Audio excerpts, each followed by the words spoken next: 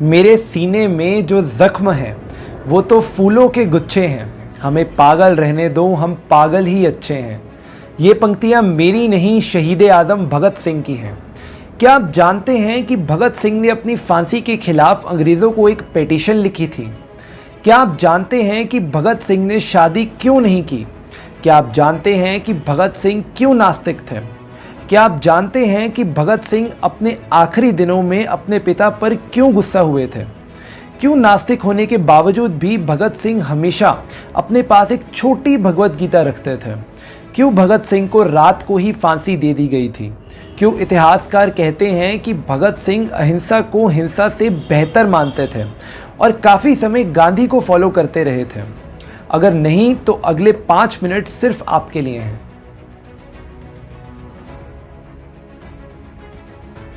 भगत सिंह ने अपनी फांसी के ऑर्डर के खिलाफ अंग्रेज़ों को एक पिटीशन लिखी थी, पर वो पिटीशन माफ़ी के लिए नहीं थी, बल्कि इसलिए थी कि वो अपने आप को वॉर क्रिमिनल मानते थे। वह चाहते थे कि उन्हें फांसी से नहीं बल्कि गोली मारकर मौत दी जाए। ऐसे थे भगत सिंह। इसके अलावा जब भगत सिंह के पिता ने अपने बच्चे को बचाने के लिए अंग्रेज़ी हुकूमत को चिट्ठी लिखी तो वो बहुत नाराज़ हुए और पत्र लिखकर उन्होंने अपना रोष और गुस्सा प्रकट किया। ऐसा माना जाता है कि जो इंसान सबसे ज़्यादा चाहता था कि भगत सिंह जिंदा ना रहें, वो खुद भगत सिंह ही थे।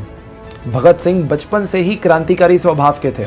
जब बाकी बच्चे खिलौनों से खेलते थे तो वो अपने खेती करते हुए पिता से कहते थे कि आप फसल बो, मैं बंदूकें बोऊंगा, ताकि बहुत सारी बंदूकें पैदा करके अंग्रेज़ों को भगा सकूं।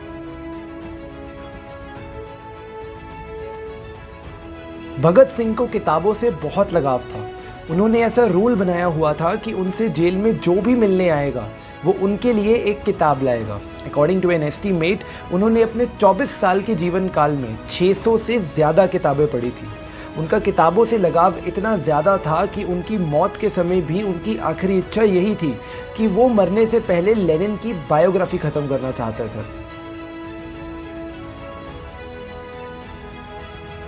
भगत सिंह एक एथीस्ट यानी नास्तिक थे। उनका मानना था कि अगर भगवान होते तो हिटलर और नीरो जैसे इंसानियत के दुश्मन पैदा ही ना होते। दुनिया में गरीबी जैसी समस्याएं वो क्यों रहने देते? वो कार्ल मार्क्स की कही बात man makes religion, religion does not make man को दोहराते थे। पर नास्तिक होकर भी उनसे बड़ा आस्तिक कोई नहीं था। वो कहते थे कि कोई हिंदू मेरी जगह कुर्बानी दे रहा होता तो उसे अगले जन्म में राजा बनने का लालच होता। कोई मुसलमान या ईसाई मेरी जगह कुर्बानी देता तो उसे स्वर्ग के सुखों का लालच होता।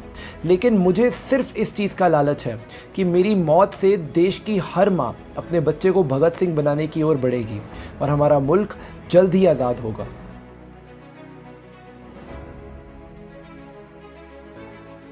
लेकिन उनके नास्तिक होने के बावजूद कुछ इतिहासकारों का मानना है कि भगत सिंह हमेशा अपने साथ एक छोटी भगवत गीता रखते थे, क्योंकि बेशक उनका विश्वास किसी धर्म पर ना हो, पर किसी धर्म में बताई गई फिलॉसफी पर ज़रूर हो सकता था।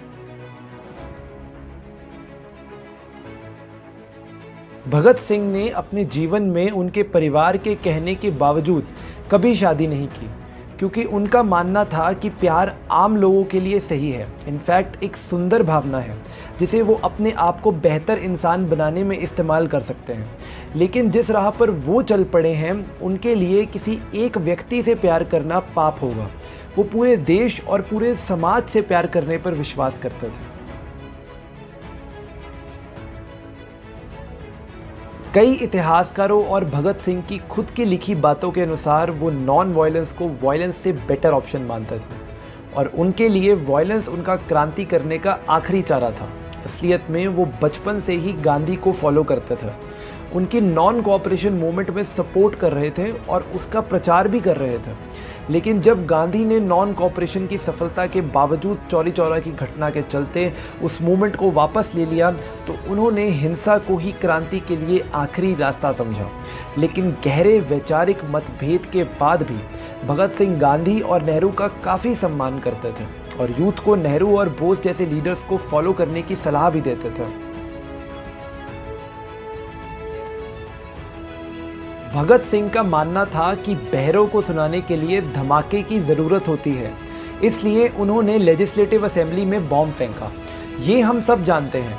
पर हम ये नहीं जानते कि ये चीज़ एक्चुअली फ्रेंच रेवोल्यूशन से इंस्पायर्ड थी, जिसमें ऐसी घटना क्रांतिकारियों के द्वारा पहले अंजाम दी जा चुकी थी। Bhagat Singh Bolshevik movement, Russian revolution और लेनिन से भी काफ़ी इंस्पायर्ड थे और एक सोशलिस्ट थे, जिसके कारण उन्होंने हिंदुस्तान रिपब्लिकन एसोसिएशन, जो राम प्रसाद बिस्मिल, चंद्रशेखर आज़ाद और कई महान स्वतंत्रता सेनानियों की पार्टी थी, उसका नाम चेंज करके हिंदुस्तान सोशलिस्ट रिपब्लिकन एसोसिएशन रख दिया था।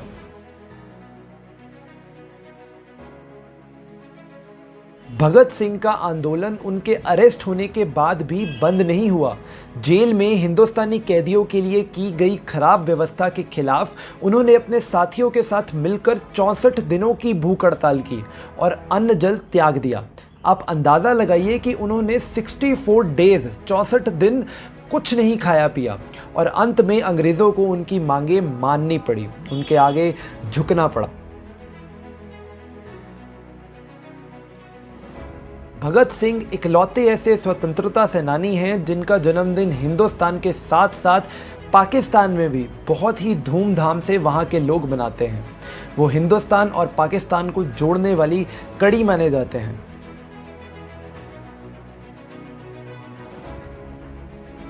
भगत सिंह की फांसी का दिन 24 मार्च डिसाइड हुआ था और ऐसा रूल था कि फांसी हमेशा मजिस्ट्रेट की मौजूदगी में ही दी जाएगी।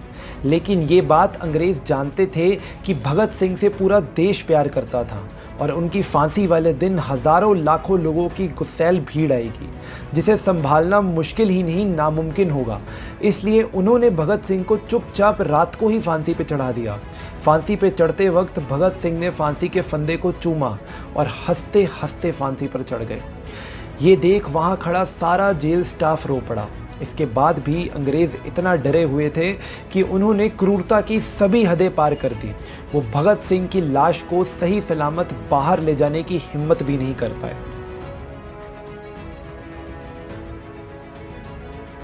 भगत सिंह, जिन्होंने देश के लिए महज 24 साल की उम्र में अपनी जान दे दी, उनका अंतिम संस्कार भी ना हो पाया।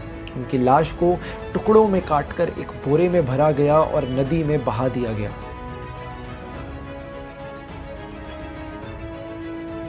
भगत सिंह आज़ादी के बाद एक ऐसा भारत चाहते थे जहां मजदूरों, गरीबों को उनका हक मिले, जहां धर्म के नाम पर कोई लड़ाई ना हो, जहां सब अमन और शांति से मिलजुल कर रहें। लेकिन मुझे दुख है कि हमारे देश में कम्युनल वायलेंस आज की डेट में पीक पे है। अमीरों और गरीबों के बीच में फासला बढ़ता जा रहा है और हमारे देश में आम जनता की सबसे बुरी हालत है। मैं जहां एक तरफ सैल्यूट करता हूं भगत सिंह को उनके बलिदान और महान सोच के लिए, वहीं उनसे माफ़ी भी मांगता हूं कि हम उनके सपनों का सच्चा भारत नहीं बसा पाए। हमने उनके बलिदान को व्यर्थ ही जाने दिया।